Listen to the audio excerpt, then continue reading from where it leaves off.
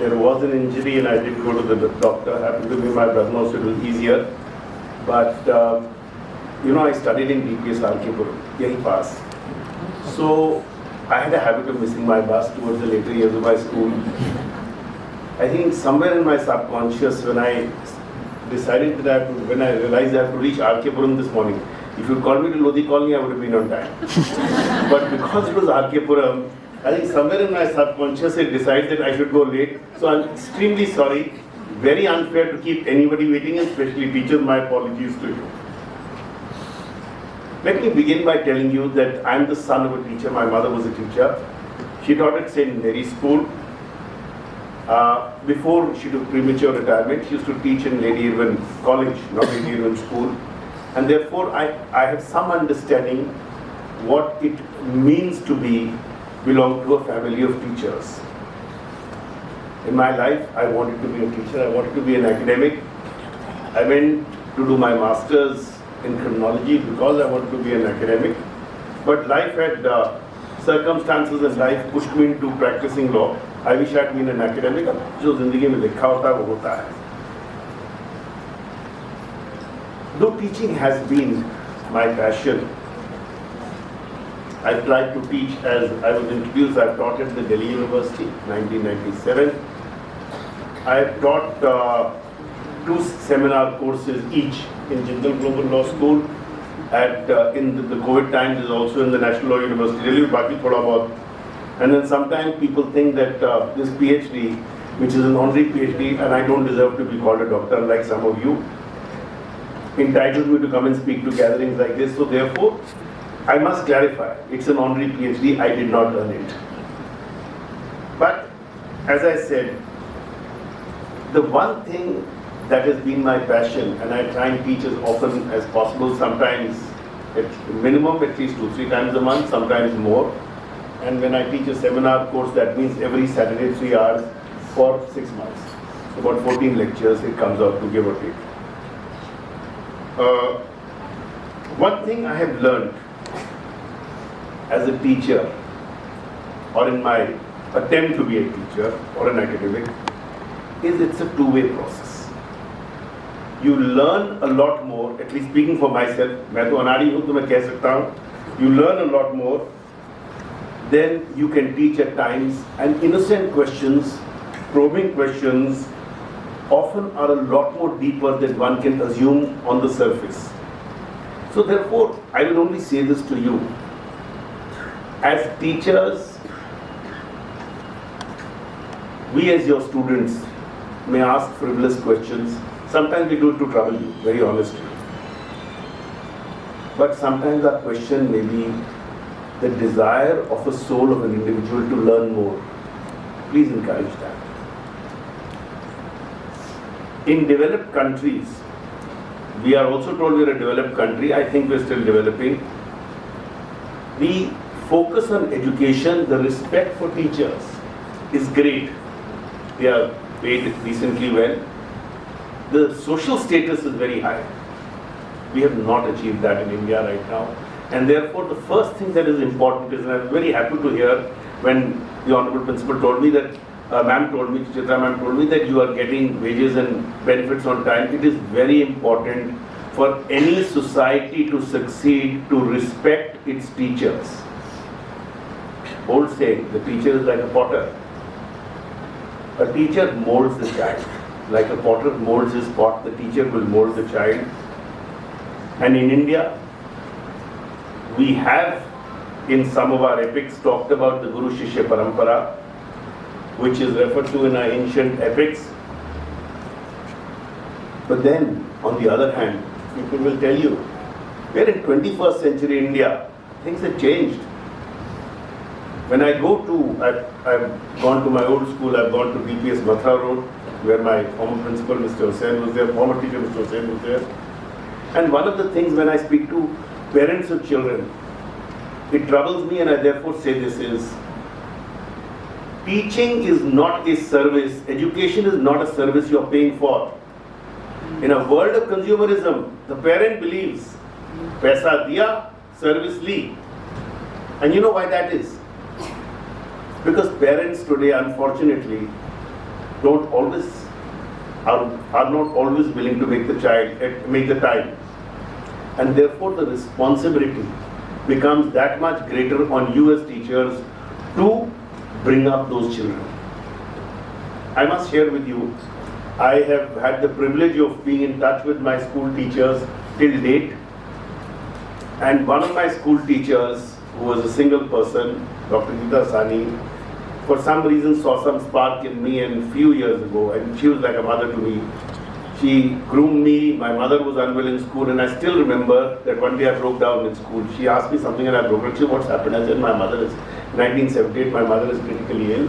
My mother survived, she lived till 2020, but she had TB of the spine, and I was 14 and I didn't know what to do. I was very disturbed. So she took me under her wing. And then she honored me by the fact that when she fell ill, 5 years before her demise, she called me one day and said, Siddarth, this is the will I made, get it registered. I said, ma'am, I read the will, and she said, I want you to do my last rites. I said, ma'am, why? You know, there is the child you adopted, your testosterone. She said, no, I want you to do it. And that she gave me that privilege and honor. So I've had that kind of relationship. Not because of me, please remember, but because of what the teacher wanted me to be and what the teacher wanted to mold me.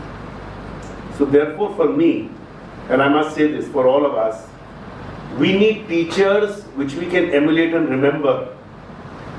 Please be those teachers. It's going to be difficult. It's not easy. Because parents, as I said, believe in education being a paid service. And that is one of the biggest tragedies of consumerism that has affected our society. The other problem that I feel is, and I must tell you, I was a sports person, I used to practice judo seriously, till state level and even national selectee, the Guru Shishya Parampara. Now, Guru Shishya Parampara is a parampara which is a matter of dialogue, a matter of discussion, a matter of debate. It does not mean, as we used to see in our sporting days, that the teacher would shout you down or say you're an idiot. I'm sure I was an idiot, I still am. I still feel quite often I'm an idiot, and when I feel I'm not, the judges of the Supreme Court remind me I am. I don't know who is right or who's wrong, but it's good to be reminded so that you remain grounded. But might is not right in the classroom. Just because you're in a position of power does not mean you can tell a student, indiscipline, deal with indiscipline, yes. Deal with students who are disrupting the class, but that does not mean shout down students, because sometimes the reason for disruption may be a troubled child.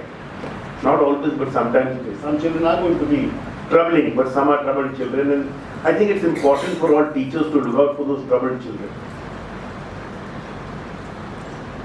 After all, halls of education are not just to deal with the good children, but to deal with the troubled children. Halls of education are about inquiry, gathering knowledge and development of young minds to make them better people. इंसान आप बनाएंगे, इंसान बनते नहीं हो. I taught in Campus Law Center 96, and I must tell you an episode as to how I realized how inadequate I was. And it's a reflection on myself.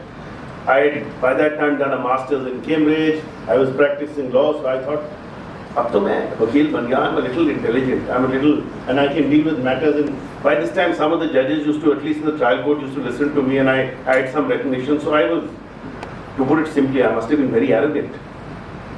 So I went to school, and I went to law faculty, and I was teaching a new paper, the arbitration paper, 97 ki baat, not 96. My father had just passed away.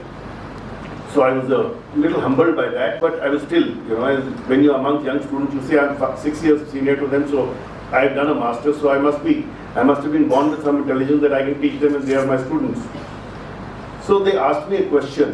Do you understand little what litigation, stay order, samajhte hain aap log? Yes. Injunction is a technical word for stay. So one of the students I was teaching, arbitration section 9, said, sir, what are the principles for stay or injunction?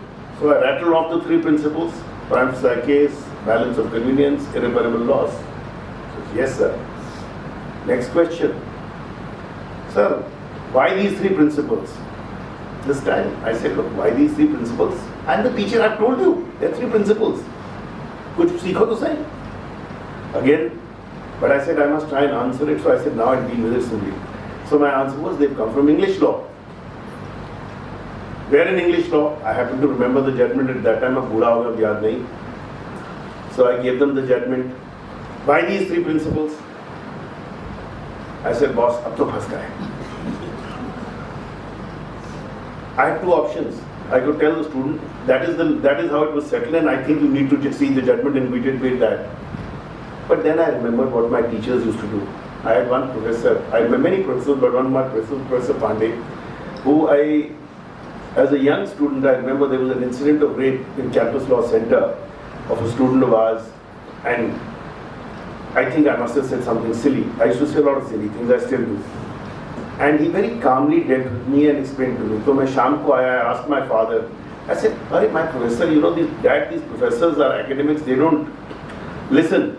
I told him, he's talking about something, and so my father said, what your professor said was right. Young man, read the law instead of talking too much. And I'm glad my father kept me on a tight leash, and so did my mother in this sense. So I told the student, and I thought of Professor Pandey and how gracious and kind he had been to me, and I said, look, ab wo to main ban nahi sakta, but koshish to kar sakta hu. So I said, son, can I read and come back to you tomorrow? To my pleasant surprise, the class did not laugh at me. They were happy that I was willing, so I went the next day, read up, tried to research, understood how that distillation of three principles had happened, and in that process, I learned something I had never learned in 6 years of practice or in my law college. So that is how, as an illustration, you learn a lot more often as a teacher than you are willing to impart. The next thing I want to tell you about, which is something which troubles me. I'm a lawyer for a lot of the tech companies, Google, Facebook. You must be all on social media, yes or no? Yes. You're all addicted. So all these companies have psychologists who make us addicted. I must tell you this. अब मेरे client से सुन लिया तो वकालत कल से बंद हो जाएगी. थोड़ी बहुत हो जाएगी, कोई बात. Good. We live in an age of ideas. We live in an age of information. Today, if you go to any bookshop, you teachers must be knowing what a bookshop is, because most students don't. They don't know what a paper book is. You go to a bookshop and you will find the best works researched, because today research is so much easier than it used to be 20, 30 years ago. Because today on a click of a button you can reach a source, and if you have access to a public library you can get a lot of information, and the quality of therefore research has improved and people are publishing books at a faster rate. But in this age of information and this age of ideas, we have a problem. Information available at the click of a mouse or a key leads to what I call a digital overload. You've been hit by information from all sides. Have you ever been out in a hailstorm? In a hailstorm you stand and suddenly you find yourself being bombarded by hailstones. ओले आपके सिर पे पड़ रहे होते हैं और आदमी कहता है परेशान हो जाता है कि मैं कहाँ जाऊँ. So you're hit by a overload of information like hailstones, like in a hailstorm. And this is not going to stop. Young minds are seeking to grapple with this overload of information, some good, some bad, some terrible. And that is where teachers' role comes in. Rote learning may become somewhat redundant, but it is not the only issue that we have to deal with. To speak the English language or to speak Tamil, the oldest language. I was telling ma'am, I said, I've learned till somewhat Sanskrit. My next project is to try and get taught Tamil, because that is something which is, before I die, that's what I want to do.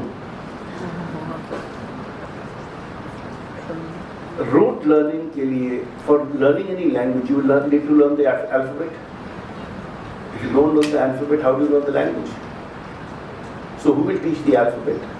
Who will build the foundation? If there is no foundation, the questions that are asked are the wrong questions, or questions which are not right. I must tell you, as teaching about 15 lawyers in my office, I go crazy telling them, pick up a book and read. Somebody spent hundreds and thousands and maybe lakhs of hours of work to write a book. They put that effort in to distill knowledge, at least learn from that, build that as a foundation point and move on. So I have a beautiful library. You can visit if your teachers ever want to come and see my library. I think it's one of the best libraries. But most of the books lie on the shelf, except when a madman like me goes up and starts pulling out books and saying, "Bhai, kuch to dekh lo." I had this episode just yesterday with a boy from a very good law school, worked in a law firm in Bombay, and I asked him one question. I said, "Son, did you look at this?" "No, sir." "Did you look at the All India Reporter Manual?" "No, sir." "Did you look at the commentary?" "No, sir." "What did you do online?" I said, "Son, if you looked at any of them, it's a fundamental principle. There are at least 6 judgments in the AR manual quoted on this. Please just see them. How long will I keep from my memory keep telling you what I've learned in the early days? I tell you how my father used to learn. When they started, there was the only way to research was कि पिछले 10 साल के जो journals के index थे, you kept reading them till you absorbed them. 10 years of journals, you read the index backwards and forwards, both in terms of word searches, both in terms of provisions of law, and that is how you build your foundational knowledge. But that was a long time ago. So the problem today is, young minds don't want to do that effort because of the availability of information. But then, it is like a breeze. It comes and it goes. To be a good student, one must have the ability to retain information. And retention in this age of data overload is a serious problem. So therefore, I request you all, आप लोग teachers हैं, please learn to work despite the opposition at times on the fundamentals of your students, so that when they go out into that world, they are able to understand how to assimilate, how to absorb, how to analyze, how to distill, and how to use that knowledge.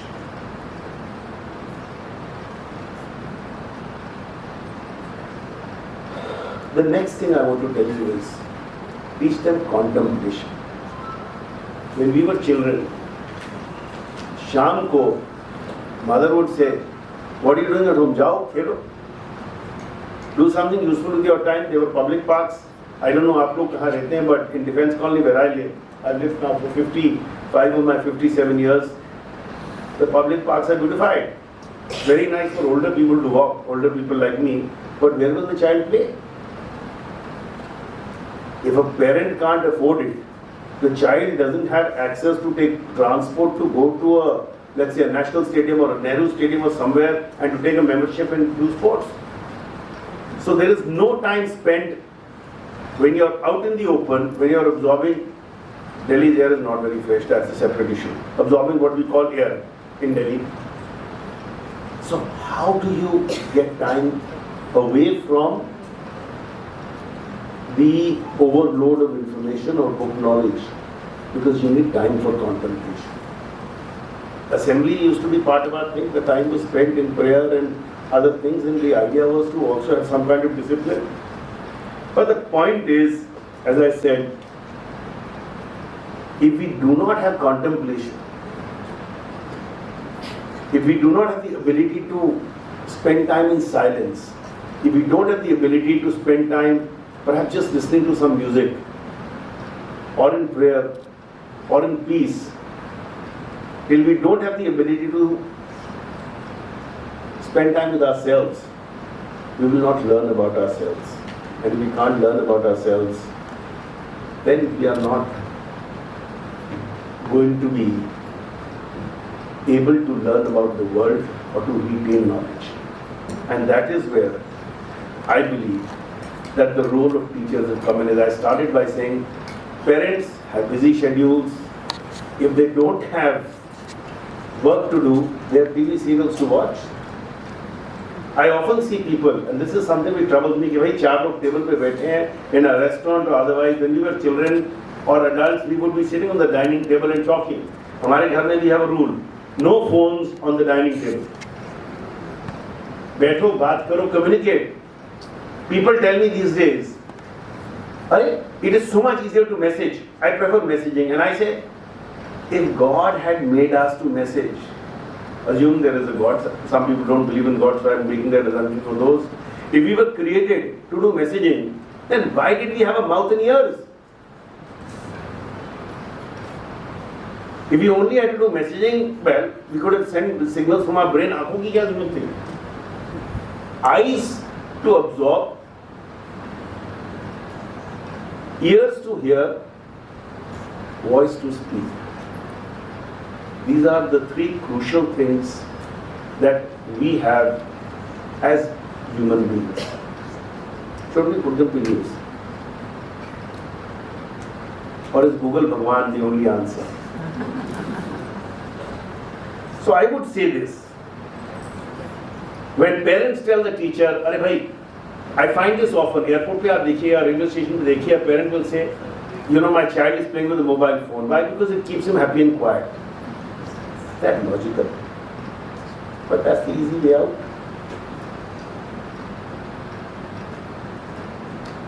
Parents tell the child, "This is your TV time." Arey bhai, why is it not my parent time? Why is it not my sport time? So you will have to work that much harder.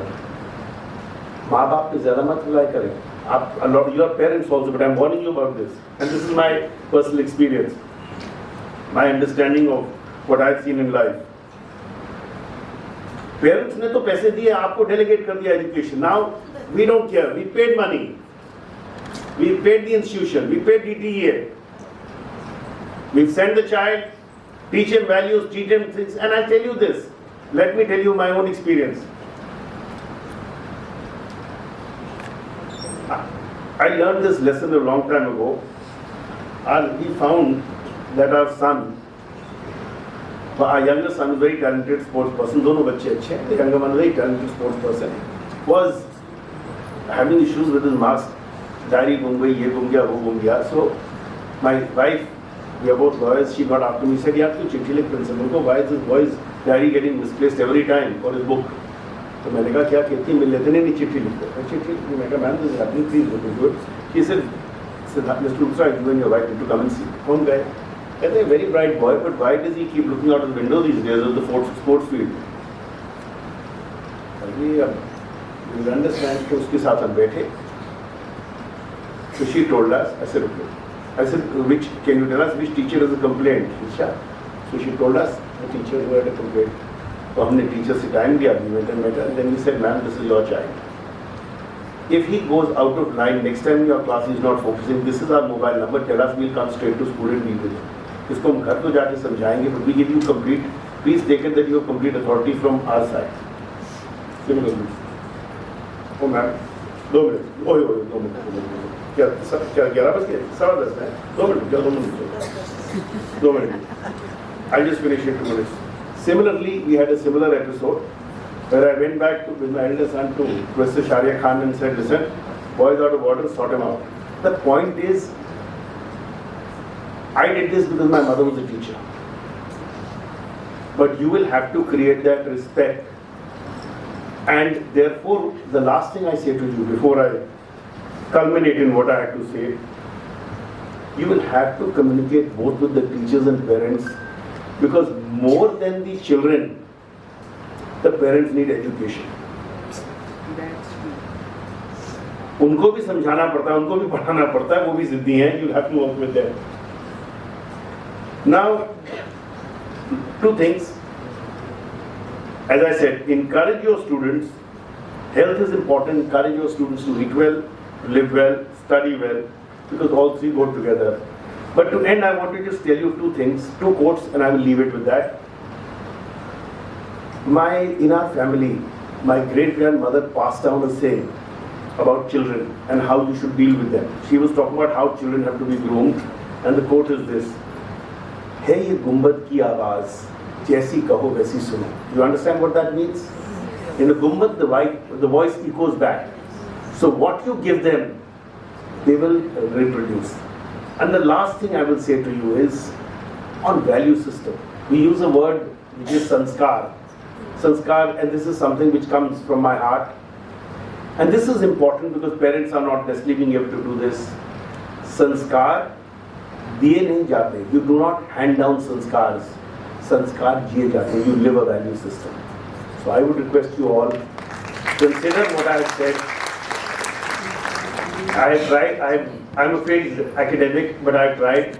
And therefore I leave you with my thoughts of my experiences. Thank you very much. Most grateful. हाँ जरूर Please come fast.